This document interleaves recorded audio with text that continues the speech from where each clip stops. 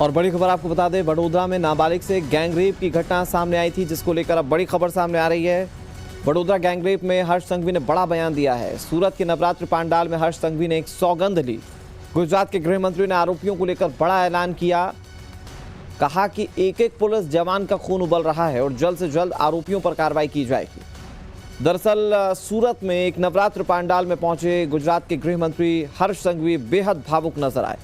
बड़ोदरा में नाबालिग बेटी के साथ हुए गैंगरेप के मामले में जो आरोपी हैं उनके खिलाफ कड़ी कार्रवाई की उन्होंने सौगंध दी। कहा कि जल्द से जल्द बड़ी कार्रवाई होगी।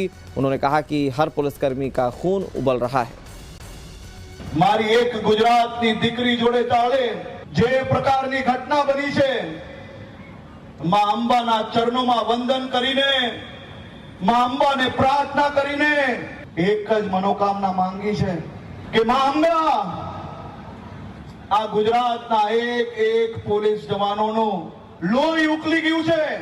આ દરિંદો દુનિયાના કોઈ બી ખૂણે જઈને છુપાય, પણ આ ગુજરાત પોલીસની મહેનત પર માં અંબા શક્તિ આપજે, આશીર્વાદ આપજે અને વહેલાથી વહેલા મારી ગુજરાતની દીકરી પર જે પ્રકારની ઘટના થઈ છે એને પકડવા માટે કંઈક ને કંઈક શક્તિ આપજે।